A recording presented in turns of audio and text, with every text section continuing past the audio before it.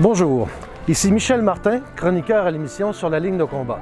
Aujourd'hui, nous sommes à la Citadelle de Québec, où Danny Hamel, directeur et conservateur du musée Royal 22e Régiment, nous accueille dans la salle Honneur et Mémoire. Suivez-moi.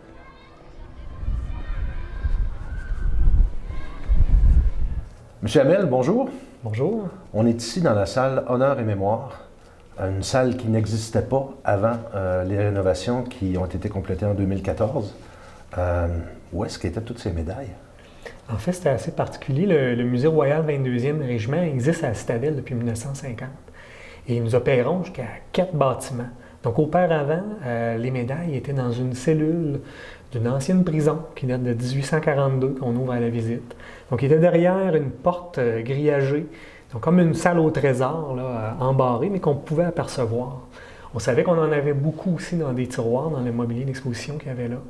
Puis avec le projet de nouveau musée, donc d'expansion dans la Casmatès, on a vraiment voulu donner une accessibilité. Donc on a créé ici là, la salle Honneur et Mémoire, qu'on appelle aussi la salle des médailles, là, étant donné son contenu, pour le rendre accessible, puis vraiment que nos vétérans, nos membres, leurs proches, leurs descendants et nos visiteurs là, puissent apprécier l'ensemble là, des ensembles de médailles, enfin de la collection de médailles, mais aussi toute l'histoire là, des individus qui ont porté ces décorations-là. Parce que c'est une mission, dans le fond, de commémoration que vous voulez promouvoir ici même au sein de la salle Honneur et Mémoire. Exactement. En fait, la mission même du musée est de préserver, conserver pour la pérennité, de mettre en valeur l'histoire du Royal 22e Régiment, évidemment qu'on porte ses membres, et de la Citadelle, sa maison mère. Donc, ici, dans la salle Honneur et Mémoire, donc c'est un grand rassemblement. On y retrouve, chacun des membres à sa place,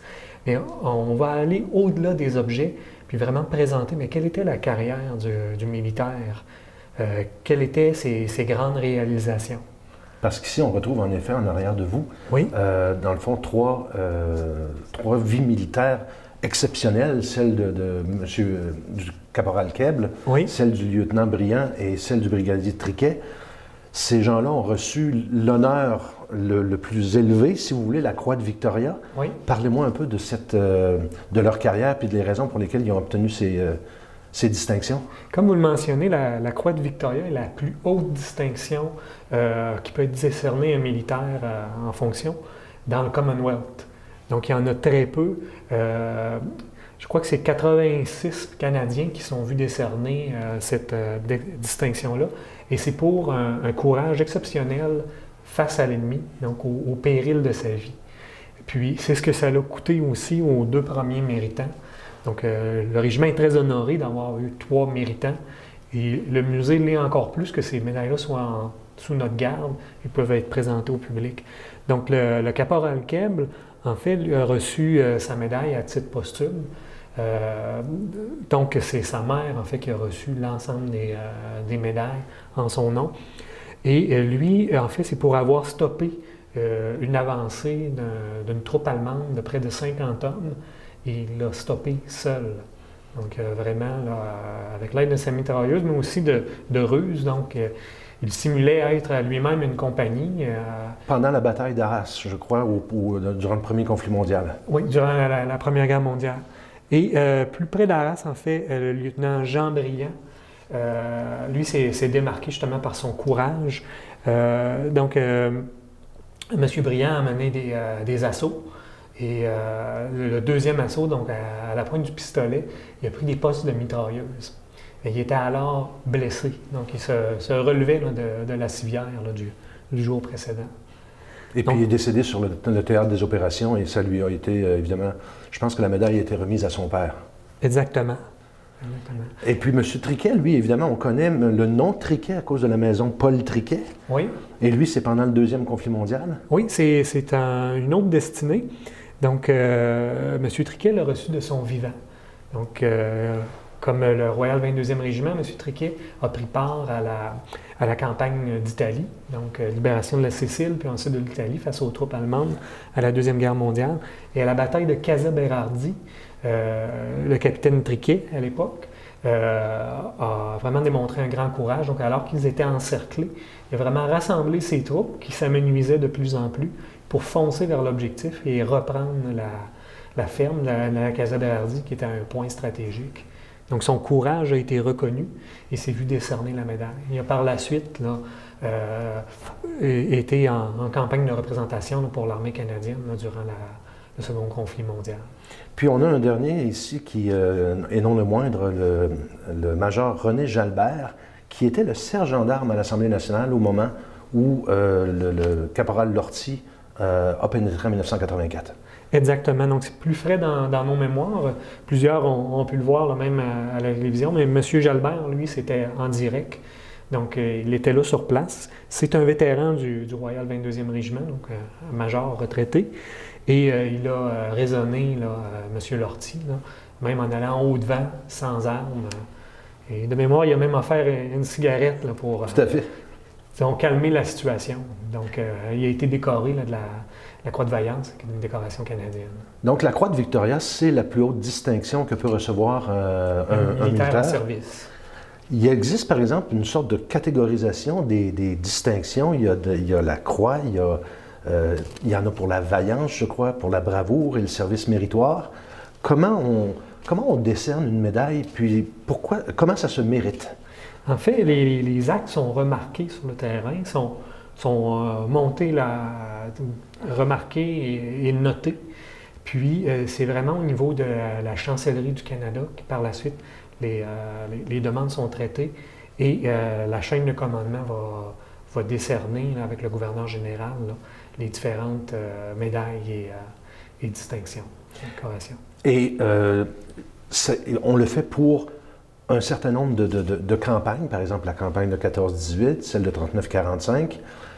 Et comme vous disiez, c'est tous les récipiendaires qui peuvent être accueillis ici au sein de la salle d'honneur et mémoire. Oui, oui.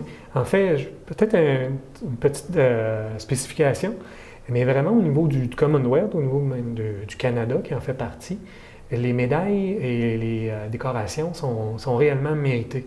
C'est-à-dire qu'il y a une action qui a été faite, il y a un comportement remarquable pendant une période de temps, ou encore d'avoir servi en théâtre d'opération. Donc, il s'en décerne très peu quantitativement ou par rapport à d'autres pays qui sont à l'extérieur du Commonwealth.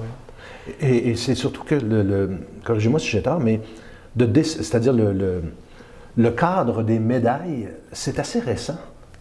Est-ce que ça date, je pense, peut-être d'une 50aine d'années? En fait, on voit quelques médailles qui sont décernées au 19e siècle. La Croix de Victoria date du 19e siècle, comme la Croix de Saint-Georges, je crois? Oui, exactement. Puis on va commencer, par exemple, avec la reine Victoria à donner des médailles aux vétérans de la guerre de 1812. Des reconnaissances plusieurs décennies après. OK. La guerre des Boers, par exemple? Exactement. Mais on a des décorés, justement, de la guerre des Boers, ici, à l'intérieur de la salle des médailles. Comment vous sont remis ces médailles-là? Est-ce que ce sont les militaires eux-mêmes qui, à la fin d'une carrière, désirent le remettre? Ou, par exemple, ce sont les familles? Oui. En fait, tous les médailles sont remis par voie de donation au musée. Nous, on les recueille comme bien de la couronne, pour lequel on s'engage à préserver puis à présenter. Et c'est souvent, je vous dirais, les descendants, les petits-enfants. Alors que la mémoire des faits s'estompe dans la famille, ou encore on recherche, alors que les embranchements de la généalogie familiale s'élargissent, on recherche un endroit pour pouvoir les remettre, où ils vont être appréciés, où ils vont pouvoir être accessibles à tout l'ensemble des descendants. Donc, c'est là où les musées militaires, il y en a près de 67 au pays, pour les forces canadiennes, et aussi le Musée canadien de la guerre, donc qui reçoivent les ensembles de médailles de ses membres.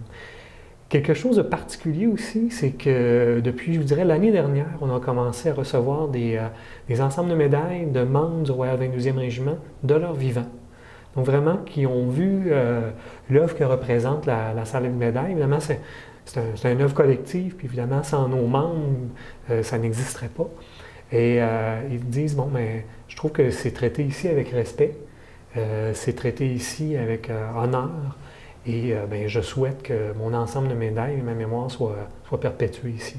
Puis c'est vraiment un grand rassemblement, c'est-à-dire que pour nous, toute époque, tout grade, un membre du Royal 22e Régiment a sa place dans la salle des médailles. Avez-vous été témoin de gens qui ont été justement dans le Royal 22e et qui sont venus se recueillir ici? Oui, effectivement, mais je vous dirais, dans ma profession de conservateur, où on a un engagement envers le patrimoine, envers le devoir de mémoire, c'est des moments très, très riches lorsqu'on peut être ici, dans la salle des médailles, en compagnie de vétérans qui connaissent très bien les gens qui ont porté les ensembles. Puis je pense que c'est quelque chose aussi qui transcende dans la salle des médailles, ce n'est pas seulement l'exposition d'objets qui ont une valeur de témoins, mais c'est aussi de parler des gens. Il y a des gens qui les ont portés, il y a des gens qui ont fait des gestes pour les mériter, il y a des gens qui ont représenté le Royal 22e Régiment, les francophones et le Canada, que ce soit à l'étranger ou ici, ils ont fait des actions pour nous. Il y a beaucoup de groupes d'étudiants, évidemment, qui viennent visiter le musée Royal 22e. Quand on entre dans la salle des médailles, il y a quelque chose qui se passe. Est-ce que vous le voyez dans les yeux des enfants, des étudiants? Je le vois, puis je vous avoue, au départ, on se posait la question, est-ce que ça va rejoindre? Parce qu'on doit rejoindre notre public militaire, notre public civil.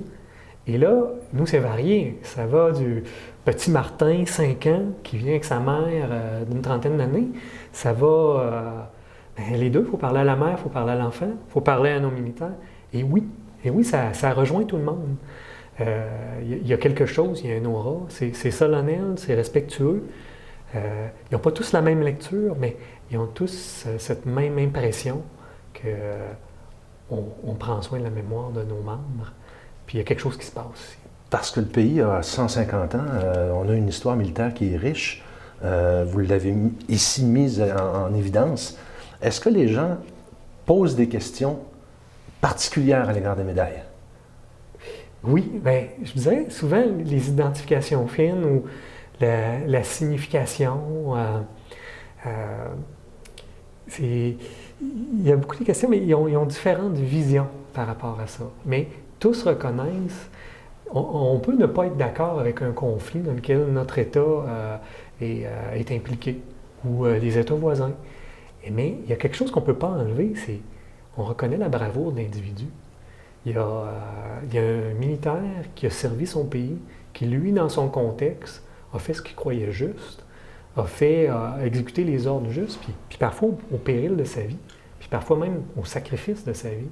Puis ça, mais tout le monde a un respect pour ça. Un respect, effectivement, puis comprend ce qui s'en dégage. Parce qu'on ne peut pas, moi par exemple, si mon oncle a servi en Italie en 1944, si on m'avait remis ces médailles, je ne peux pas les porter, parce que je ne les ai pas méritées. Exactement. Porter les médailles, c'est symbolique et c'est aussi une question de légalité. Hein? Donc, on ne peut pas personnifier un militaire en service ou justement prétendre les avoir reçus. Donc, c'est aussi, je vous dirais, quelque chose d'important, justement, de les léguer entre bonnes mains. Hein, des gens qui vont les apprécier. Évidemment, elles sont très pertinentes à l'intérieur des familles lorsque le souvenir est entretenu, le souvenir de la personne, de ce qu'elle a accompli, la fierté. Mais aussi, nous, à certaines occasions, lorsque la famille le juge approprié, bien, comme organisation, on peut le prendre en charge puis poursuivre. Monsieur Hamel, un soldat qui se fait décerner une distinction, évidemment, c'est pour témoigner de sa bravoure, de sa vaillance, de son... Mais tous les soldats ne sont pas décorés. Et pourtant. Mais vous avez très raison. C'est-à-dire que le métier d'être militaire, c'est un métier de travail d'équipe. C'est l'union qui fait la force. Puis la même chose lorsque quelqu'un reçoit une décoration, il reçoit les honneurs, mais pour un contexte ou une action où l'ensemble des gens autour de lui ont mis les conditions pour qu'il accomplisse son action, qu'il réussisse. Puis c'est important de reconnaître l'ensemble, le groupe. Et je pense qu'ici, vous avez témoigné justement de cet effort militaire de nos vétérans canadiens et on vous en remercie infiniment. Ça me fait plaisir, puis c'est un engagement pour nous. Merci, M. Hamel. Tout fantassin qui a vu le feu et fait son devoir jusqu'au bout est un héros qui mérite d'être décoré. Je conçois fort bien que tous ne peuvent être décorés, mais il faut songer aussi que des milliers d'actes de bravoure sont passés inaperçus dans la confusion du combat. Il faut songer que de nombreux faits d'armes sont restés ignorés pour une raison ou pour une autre. Lorsque je vois un homme qui porte une décoration, je songe toujours à ceux qui lui ont aidé à la gagner, mais qui ne sont plus là pour en partager la gloire. La bravoure est quelque chose dont on ne peut ni parler ni écrire avec éloquence. C'est quelque chose qui s'accomplit.